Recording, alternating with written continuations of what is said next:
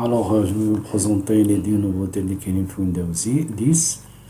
Je vais commencer par la récupération des systèmes. La récupération des systèmes, des anciens systèmes. Donc, si on n'a pas, on n'est pas familiarisé avec le Windows 10, on peut passer aux autres versions de Windows 10. Donc, comment faire? On va passer aux paramètres. Donc, dans paramètres, j'ai la mention mise à jour et sécurité, récupération et sauvegarde. Donc, on peut récupérer les versions ou peut revenir. Donc, dans mon cas, la version, j'ai très avancé la version 10. Donc, je peux réinitialiser mon PC, mais pour rétrograder la version, donc il me dit que j'ai déjà fait la mise à jour il y a plus de 10 jours, donc il ne me donne pas la main, donc c'est grisé.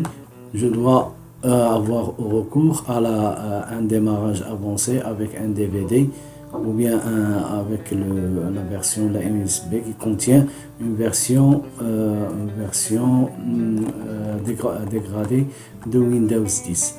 Mais c'est la phase ici qui peut nous récupérer ou bien nous réinitialiser le Windows 10 avec une version qui est antérieure avec Windows 10. Donc, c'est la première option pour la récupération de Windows 10. Donc, autre chose, c'est que Windows 10, il a ajouté la fonction de recherche qui est là. On peut l'afficher ici. Ça s'affiche ici.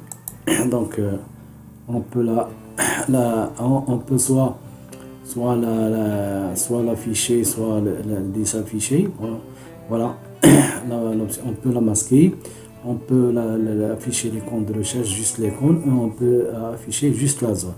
Maintenant, j'ai affiché la zone qui est là, et je peux faire des recherches. Par exemple, je peux rechercher par exemple ce qui n'est pas, parce que Windows 10 il propose le Windows Edge directement. Si j'ai besoin de Internet Explorer, je fais IE et j'ai mon Internet Explorer avec toutes les options. Vous savez que les versions qui sont venues, la 8 ou bien la 7, Windows 7 ou bien Windows 8 ou bien 8.1, alors ils étaient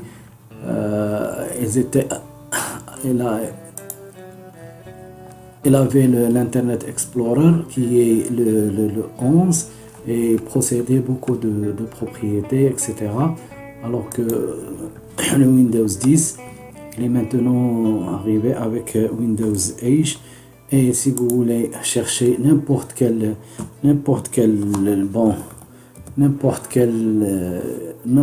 propriété ou quelle fonctionnalité, vous tapez le nom, les premières lettres ou bien les deuxièmes lettres, et vous trouvez ici, vous avez trouvé toutes les fonctionnalités que vous pouvez, même les fichiers dont vous travaillez, etc. Donc, alors il y a une autre fonctionnalité, la troisième fonctionnalité, c'est l'invité de commande DOS. Soit je vais là et je fais accessoire Windows et j'ai là les propriétés. Je cherche l'invité de commande. Donc ce sont des accessoires. C'est des accessoires qui ont là. J'ai le peintre, j'ai le bloc-notes, etc. Donc, si je ne l'ai pas trouvé ici, je fais CMD et voilà, j'ai mon... Alors là, le CMD, voilà, vous avez remarqué qu'il y a que j'ai déjà changé sa police, sa couleur. Donc, alors il faut que je le reviens. Il faut que ça revienne sur sa couleur. Donc, j'ai la fonction de la propriété. Donc, la police, la configuration. Alors, les polices, la console, etc. La configuration et les couleurs. Alors, les couleurs de texte, les couleurs, toutes les couleurs. Vous savez qu'il y a cette fonctionnalité ici de l'opaque. Il est devenu opaque. Je peux même regarder l'arrière-plan avec même s'il est au-delà de l'invité de commande. Et j'ai beaucoup de propriétés à configurer plus que des choses qui ne sont utilisées dans les versions précédentes. Donc, et pour la phase de si j'ai quelque chose que je veux faire, donc pour la phase de recherche, je fais copier, juste copier, et ça CTRL-C, CTRL-V, et ça copie directement. Alors là, j'ai modifié, donc modifier la marque, le défilement, la recherche, le coller, les sélectionner, etc. Je me fais même la recherche. Donc il fait la recherche ici. Même il y a beaucoup d'options qui sont dans même les propriétés, etc., qui sont ailleurs très très souvent décalées. Alors je vais oui. Alors le texte, alors le texte, alors le texte il est noir, oui, et ok. Donc pour le menu démarrer, voilà le menu démarrer. On a vu qu'il est bien changé. Il y a des vignettes ici. Alors on peut augmenter, on peut diminuer. On peut jouer avec. On a des récemment ajouté des applications, etc., des outils qui sont là présents. Et là les vignettes. On peut même jouer sur la dimension des vignettes. Donc en fait des petites, des moyens, etc. On peut l'agrandir, on peut la devenir une petite vignette. On peut l'organiser comme on veut. Donc pour le 5e point, alors il y a des gens qui étaient familiarisés avec Windows 7. Donc, il leur manque le panneau de configuration pour configurer certaines choses dans Windows 10. Donc, vous faites panneau, et là, vous cliquez, vous avez vous avez la version, votre panneau, vous avez le programme, vous avez la sécurité, réseau Internet, les matériels, etc. Vous êtes comme le 10. Mais vous avez des possibilités, vous avez toutes les possibilités de faire un clic droit et vous allez trouver l'explorateur de fichiers, les paramètres, les tâches, l'ordinateur, etc. L'alimentation, la gestion d'ordinateur, les applications de fonctionnalités, etc.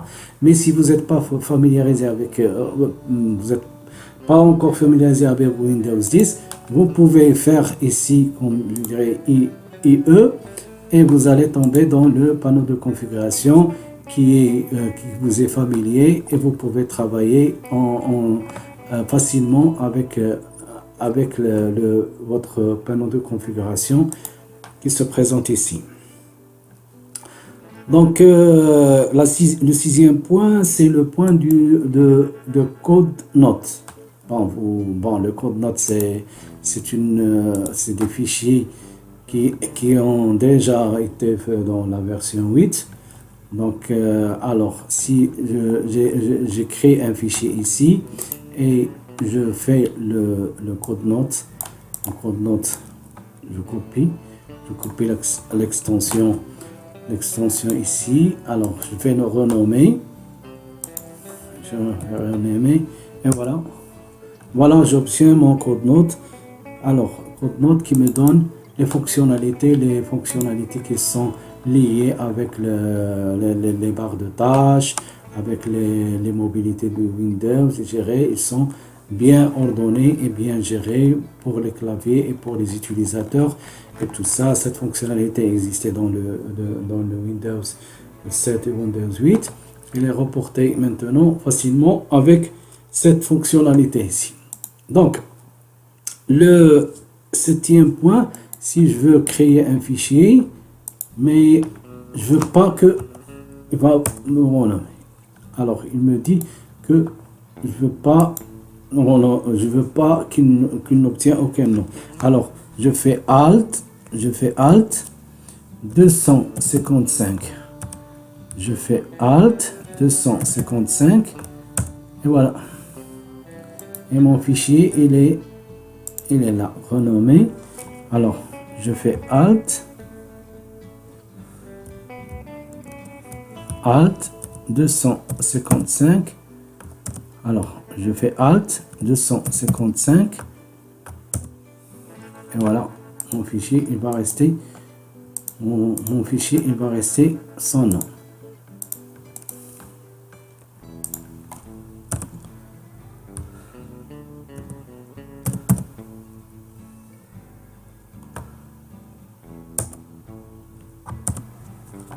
Je ne vais pas taper sur...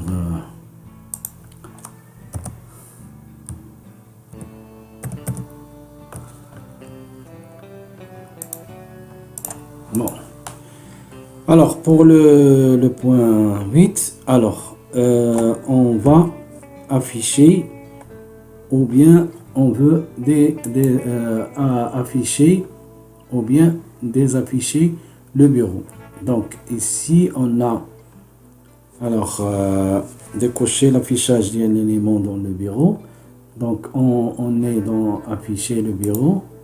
Donc, on affiche le bureau ici.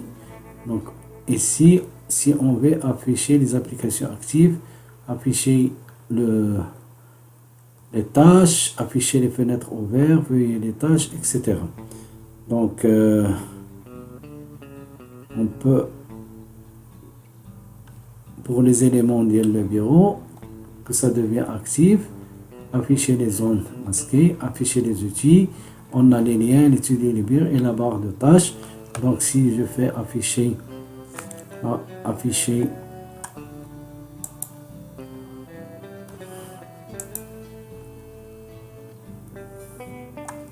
zone de bureau, j'affiche verrouiller les tâches, je peux verrouiller les tâches, je peux faire les paramètres, je fais rechercher, je peux afficher, donc on est là et on peut afficher tous les points qui sont ici. Donc, alors, on va voir un peu les paramètres qui sont un peu des paramètres qui sont un peu avancés. Donc, dans paramètres, on va parler des applications.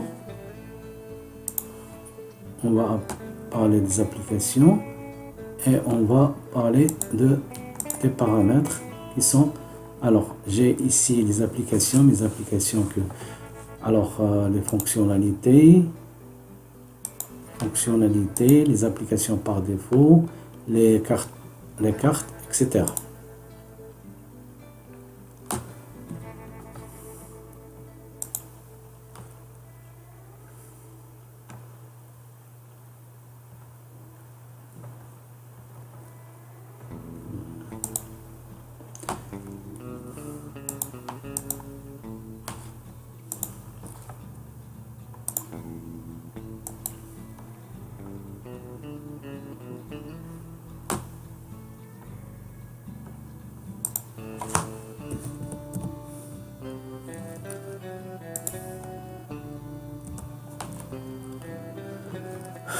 on est tombé sur les mêmes paramètres. Donc, on est sur le système. Donc, vous êtes sur les multitâches. On est en distance. On est expérience partagée. Partager l'expérience. On peut faire. Donc, pour le bureau à distance, vous avez, vous pouvez activer ici l'activation du bureau à distance. Vous pouvez activer les utilisateurs qui vont être accéder à votre. Alors,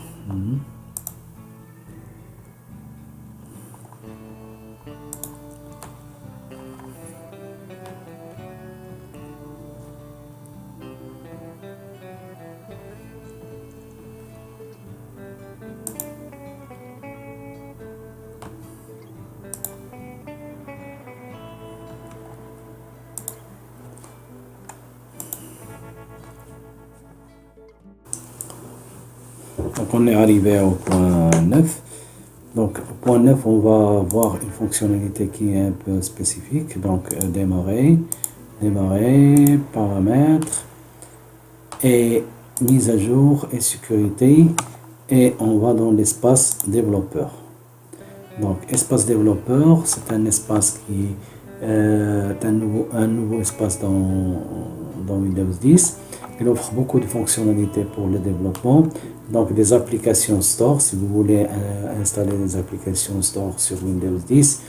Donc depuis soit le Android, soit depuis comme les applications qui existent, vous pouvez les installer et les tester. Donc changer les versions de test des applications. Vous pouvez même avoir cette fonctionnalité. Alors il vous donne ici les fonctionnalités en vous informant que l'exécution va donner quelque chose parce que vous pouvez exécuter quelques applications qui ne sont pas un peu là. Donc mode développeur, donc ça permet d'installer les applications signées et approuvées. Alors c'est des applications de développement un peu avancées. Bon, c'est le Android, c'est les applications mobiles ou bien les applications qui sont un peu dans. Donc on a le bureau à distance, exécution du bureau à distance. Donc et l'application de PowerShell qui est tout à fait bon. PowerShell, c'est un outil de commande, de développement des commandes sur lequel on peut exécuter des commandes en mode script. On peut l'appliquer sur Windows 10. C'est tout à fait une nouvelle fonctionnalité. Donc la dernière fonctionnalité sur laquelle je vais vous parler, c'est le programme Windows Insight. Donc le programme Windows Insight, donc c'est une version d'évaluation des logiciels de Windows 10 ou bien des nouvelles fonctionnalités de Windows 10. Vous pouvez commencer alors vous pouvez choisir un compte pour commencer. Vous avez un compte et vous pouvez tester des programmes. On peut aller voir qu'est-ce que ça va dire. Donc le futur Windows, ça vous permet d'entrer dans Windows 16.